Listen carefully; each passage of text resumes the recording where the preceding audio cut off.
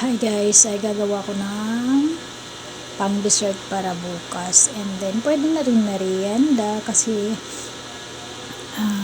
okay naman siya na pang merienda, pwede rin pa dessert, bahala na kayo.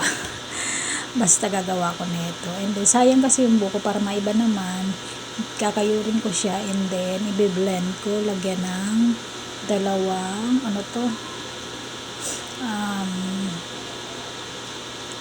all-purpose cream. Ayan, para may masarap na merienda. Ang hirap kasi pag bibili ka lagi yung ice cream, bilis lang maubos, diba? Pero kapag ikaw ang gagawa, to sawa ka ng kain. Ayan, para-paraan lang. Ayan, blend muna natin. Ayan, lagyan ng all-purpose cream, magkaiba yung brand, okay lang kung anong stock. Ayan, nung December pa kasi itong tira, sabi ko kailangan ng gamitin kasi masasayang. Ayan, kasi magkaiba talagang brand. Yung isa napaka-sticky niya, ang sarap nitong gawin sa ice cream. And then ayan, condensed na buko pandan ang flavor, super bango at super linamnam niya, grabe.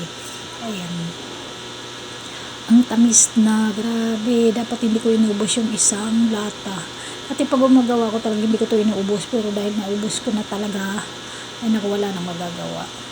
Ayan, at tumikim na naman ang aking Junakis. Ayan, okay, nandiyan ang mga bata. Ayan, at ang sarap daw ng lasa. Yan naman talagang paborito nila, ang matamis. Ayan, hindi naman siya mag-asing green na siya kasi yung pag naghalo sila, ayan, mawawala na yung pagkakulay na yan. Pero ang bango-bango niya at ang sarap talaga ng flavor na to. Hindi ako nagkamaling piliin. Ayan, bali medyo simutin natin kasi sayang. Ayan, blend na para makapagsimula na din. Ayan, ang sticky talaga ng isang all-purpose cream. Magandang gawin sa ice cream nga. Ayan, okay na. And then gagawa na tayo.